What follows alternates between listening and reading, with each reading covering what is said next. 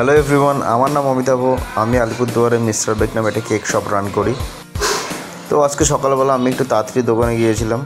দোকানে গিয়ে ফার্স্টে আমি দোকান পরিষ্কার করার পর আমার যে কেকের ব্রেডগুলো রেডি করা ছিল ওগুলো কাটিং করে নিই, আর কেকের ক্রিমটা রেডি করে নিই আমি। তারপর আমার এই কেকটা 11:30 নাগাদ ডেলিভারি ছিল। তো বাটারস্কচ ফ্লেভারের কেক হবে 2 পাউন্ডের। তো আমাকে কাস্টমার বলেছিল একটু হাইটটা কম রেখে একটু বেসটা যেন একটু বড় হয়। তো যতটাতে আমি ওইভাবেই কেকটা রেডি করি আর আইসিং করা শুরু করে দিই।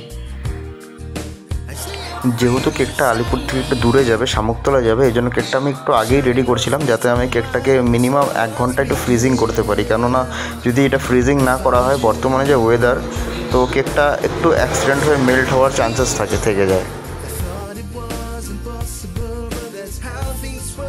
তারপর আমি সাইডে বাটারস্কচ জেল দিয়ে জেলের ড্রপ দিয়ে দিই, আর উপরেও কিছু হালকা জেলের একটু কাজ করে দিই।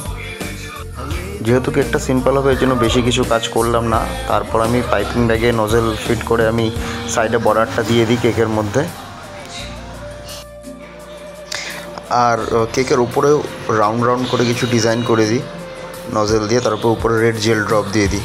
এভাবে কেকটা আমি কমপ্লিট করি। তো সবাই দেখে বলো কেমন হয়েছে, আর থ্যাংক ইউ ফর ওয়াচিং।